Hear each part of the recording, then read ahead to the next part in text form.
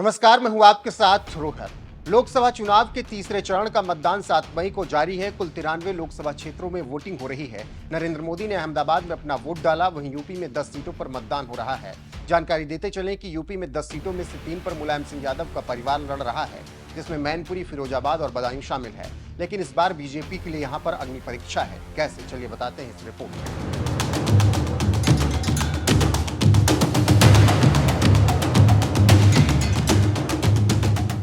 दरअसल राजनीतिक विश्लेषकों की माने तो ये चुनाव देश का भविष्य तय करेगा। राजनीतिक विश्लेषकों का मानना है कि पहला ये कि नरेंद्र मोदी आएंगे या कांग्रेस सत्ता से बाहर हो जाएगी। इसके साथ ही साथ ये चुनाव ये भी तय करेगा कि लोगों को अस्पताल, महंगाई, बेरोजगारी से कोई मतलब नहीं है।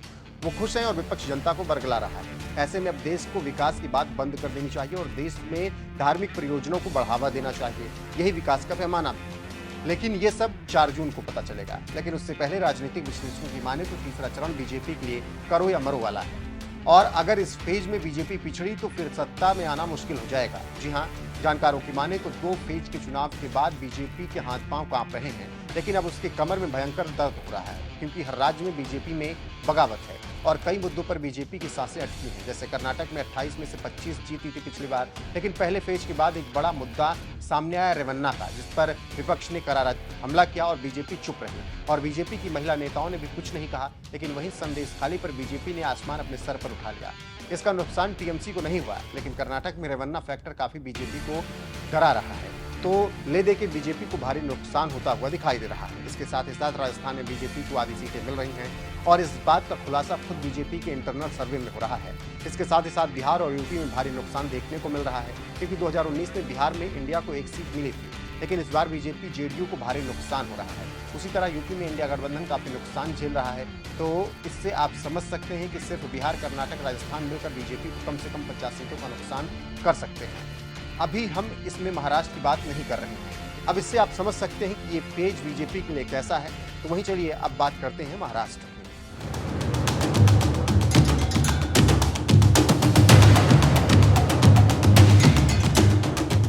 बीजेपी को नजदीकी से जानने वाले कहते हैं कि बीजेपी जो ताकत 2019 में मिली थी, वो यूपी, बिहार, राजस्थान, महाराष्ट्र की भूमिका उसमें सबसे ज्यादा थी।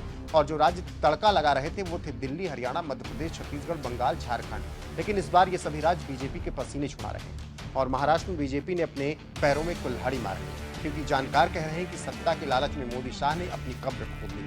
क्योंकि 2 चरणों में पिछड़ने के बाद तीसरे चरण में बीजेपी की स्थिति जस की तस रही।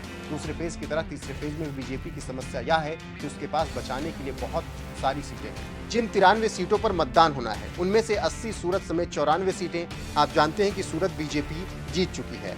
इंडिया ब्लॉक, जिसके पास पिछली बार इसमें से केवल 12 सीटें थीं, इस बार पाने को बहुत कुछ है। वहीं अगर हम बीच के विधानसभा चुनावों के नतीजों पर गौर करें तो इसमें 15 सीटें और जुड़ सकती हैं। इसका मतलब ये हुआ कि बीजेपी को 15 सीटों का नुकसान होगा।